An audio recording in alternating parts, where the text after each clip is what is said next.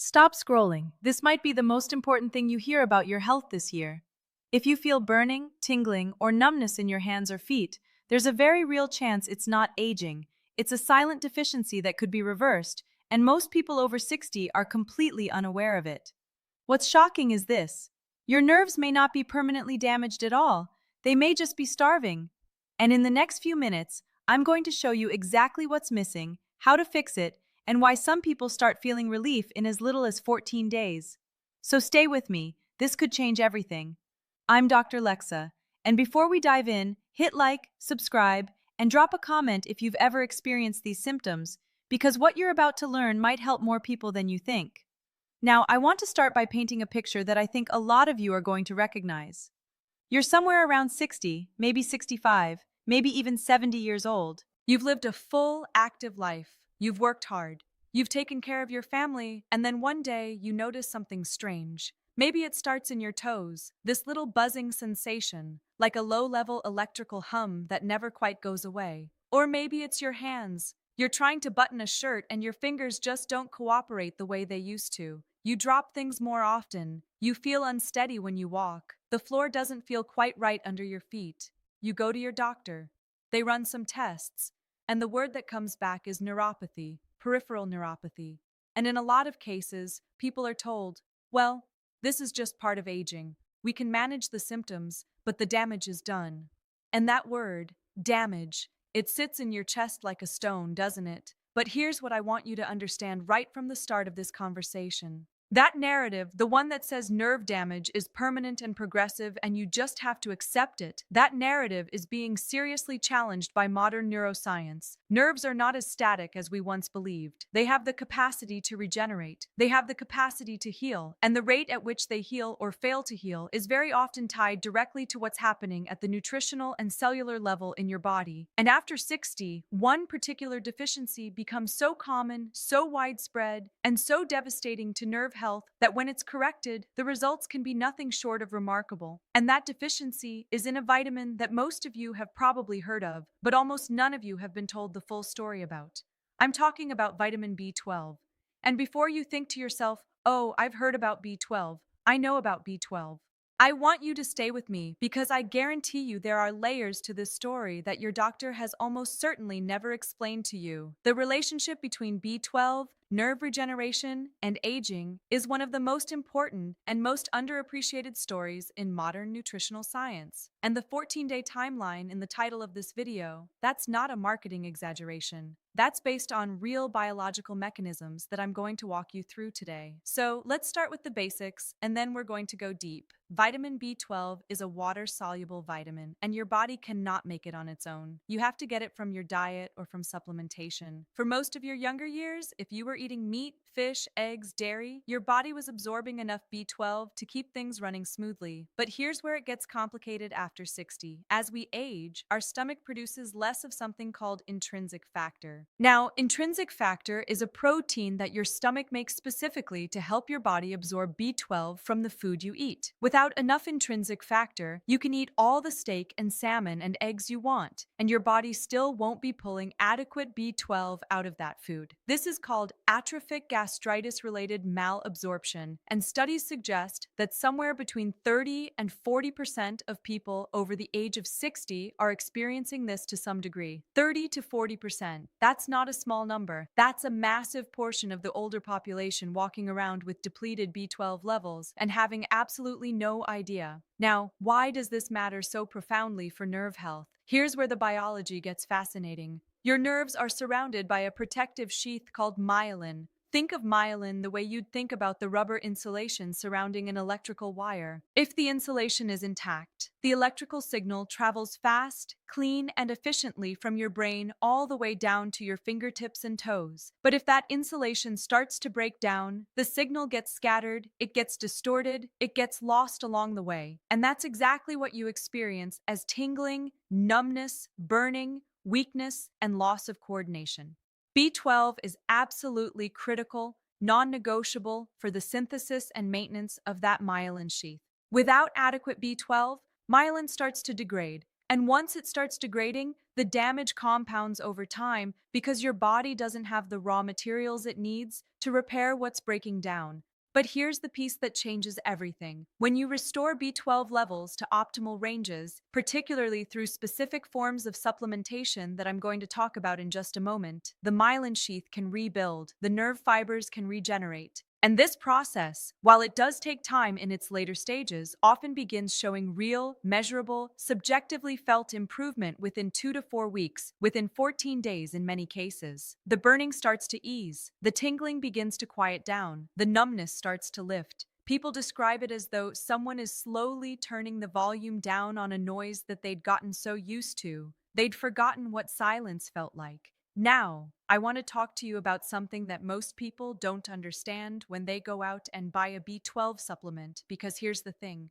Not all B12 is created equal. When you walk into a drugstore and you see B12 supplements on the shelf, the vast majority of them contain a form of B12 called cyanocobalamin. And while cyanocobalamin is technically B12, it is the least bioavailable form, meaning your body has to do a significant amount of work to convert it into the active forms that it can actually use. And after 60, when your metabolism is already less efficient and your gut health may already be compromised, asking your body to do extra conversion work is the last thing you want to do. The forms of B12 that you want to be looking for are methylcobalamin and adenosylcobalamin. These are the bioactive forms. These are the forms that your body can use directly without having to go through multiple conversion steps. Methylcobalamin in particular has been shown in clinical research to have a specific and profound affinity for nerve tissue. It crosses the blood-brain barrier more effectively. It supports the synthesis of myelin more directly. It reduces oxidative damage to nerve cells. And when given in adequate doses, it has been shown to actually promote the regrowth of damaged nerve fibers. There are studies published in peer-reviewed journals showing that methylcobalamin supplementation at therapeutic doses promoted nerve regeneration and significantly reduced neuropathic symptoms in patients with diabetic peripheral neuropathy within just a few weeks of starting. These are not fringe studies. This is real, documented, reproducible science. Now, let's talk about dosage, because this is where a lot of people go wrong, even when they do choose the right form.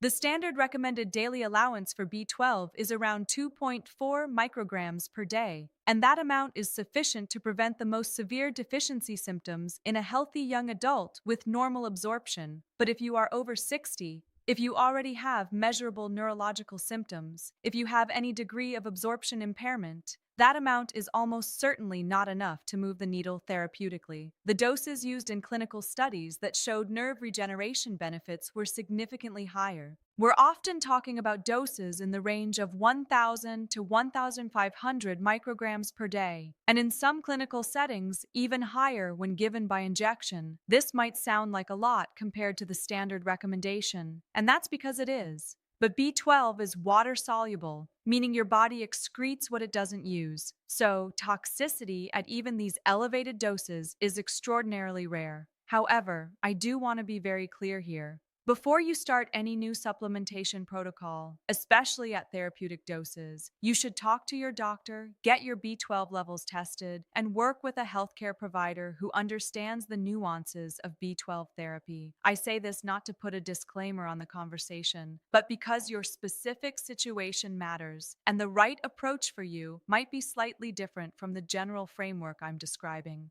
Now, I want to circle back to something I said earlier because I want to make sure it really lands. After 60, the issue isn't just about whether you're getting B12 in your diet. The issue is absorption. And this is why so many older adults are genuinely deficient, even when they think they're eating a nutritious diet. Beyond intrinsic factor decline, there's another major factor that dramatically impairs B12 absorption, and it's sitting in the medicine cabinets of millions of older Americans right now. It's called metformin, and it's one of the most commonly prescribed medications for type 2 diabetes. Long-term metformin use is strongly associated with B12 depletion. And given that type 2 diabetes is itself one of the leading causes of peripheral neuropathy, you have this devastating irony where the medication being used to manage the condition that causes nerve damage is simultaneously depleting the vitamin that your nerves need most to heal. If you are on metformin and you are experiencing any neurological symptoms, this is a conversation you need to have with your doctor today, not next week. Today, proton pump inhibitors are another category. These are medications like omeprazole and pantoprazole that reduce stomach acid, and they're commonly prescribed for acid reflux and GERD. They're also available over the counter, and long-term use of these medications significantly reduces your stomach's ability to extract B12 from food. If you've been on a proton pump inhibitor for more than a year, your B12 status deserves serious attention. Let me tell you about something that happened in a clinical case that really illustrates how powerful this can be when you get it right. I want to be careful here because I'm not going to give you specific patient details that would compromise anyone's privacy, but I can tell you that the pattern I've seen, and that's been documented in research, is consistent and clear. Patients presenting with significant peripheral neuropathy symptoms, burning feet, numbness in the hands, balance problems, fatigue, even mild cognitive changes. Patients who have been told their condition is just age-related deterioration, when tested, reveal severely depleted B12 levels. When that deficiency is corrected with high-dose bioavailable methylcobalamin, sometimes through sublingual tablets, sometimes through injections, sometimes through a combination, the improvement that happens within the first 2 weeks is often described by patients as almost miraculous. They're sleeping through the night for the first time in months because the burning has calmed down. They're picking up their coffee cup without dropping it. They're walking without that unsettling feeling of not quite trusting the ground beneath them. These are real, human, life-changing improvements. And they're happening because the body finally has what it needs to do, what it was always capable of doing, healing itself. Now, I want to talk about something that makes this even more powerful because B12 doesn't work in isolation. It works within a network of nutrients, and when you support that network, you amplify the results dramatically. The most important co-player in this network is folate, specifically the active form of folate, which is called methylfolate or 5-methyltetrahydrofolate. B12 and folate work together in a process called the methylation cycle. This is a fundamental biochemical process that affects DNA repair, neurotransmitter production, inflammation control, and yes, myelin synthesis. When you're deficient in B12, the entire methylation cycle gets disrupted, and when you support it with both B12 and active folate together, the repair process is significantly more robust. If you're looking at supplementation, look for products that pair methylcobalamin with methylfolate because these two work synergistically in a way that neither achieves as fully on its own. Vitamin B6, specifically the active form called pyridoxal 5-phosphate or P5P, is another important player in nerve health. B6 is involved in the synthesis of neurotransmitters, including serotonin and dopamine, and it plays a role in myelin formation as well. However, and this is a critically important however, B6 toxicity is actually a real concern at high doses. Unlike B12, taking very high doses of B6 for extended periods can actually cause neuropathy, not treat it. So, with B6, more is absolutely not better. You want it in the range of around 10 to 25 mg per day as part of a B-complex formula, not megadosed on its own.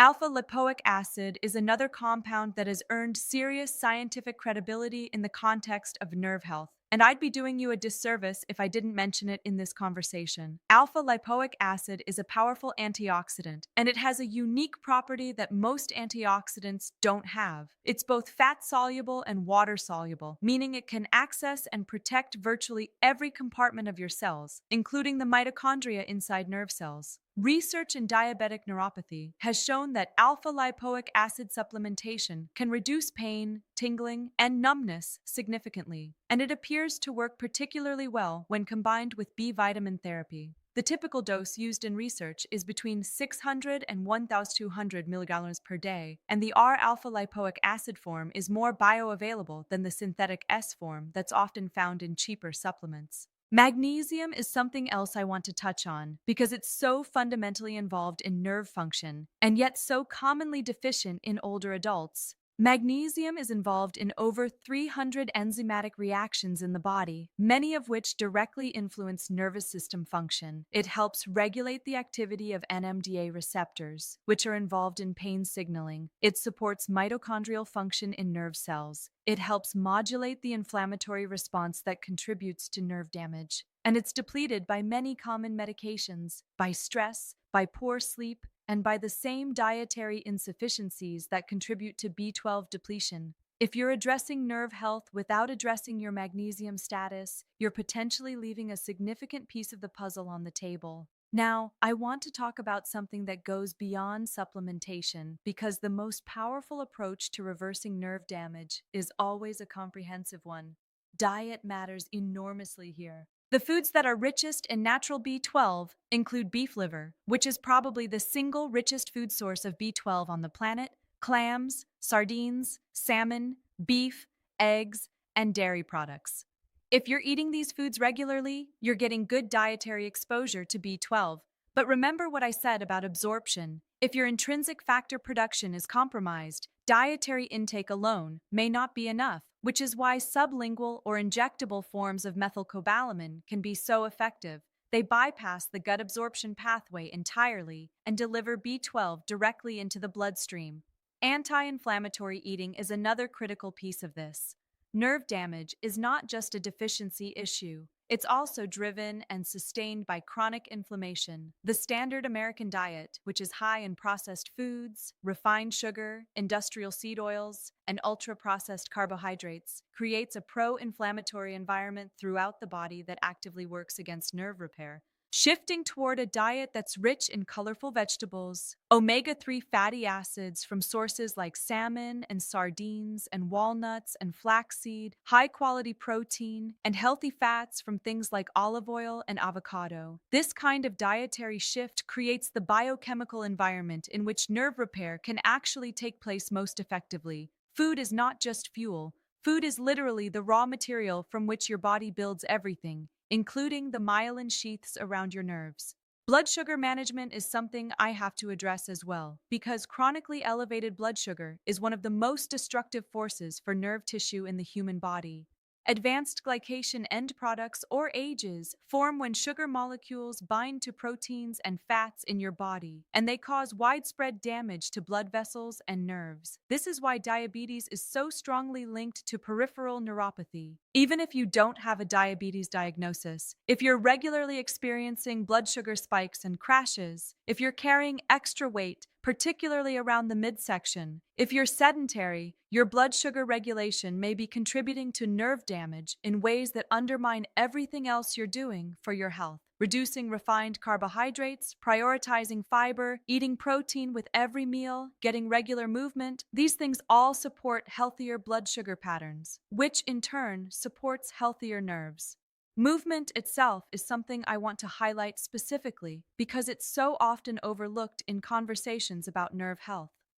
Exercise increases blood flow to peripheral nerves. It stimulates the production of something called nerve growth factor, which is literally a molecule that your body makes to support the growth, maintenance, and survival of nerve cells. You don't need to be running marathons. Gentle daily walking, even 20 to 30 minutes, has been shown to improve neuropathy symptoms over time. Yoga and Tai Chi are particularly beneficial because they combine gentle movement with balance training, which retrains the nervous system's proprioceptive pathways, those pathways that tell you where your body is in space. If you've been avoiding activity because of pain or unsteadiness, I understand completely. But starting gently, even with just 10 minutes of slow walking, is worth every step.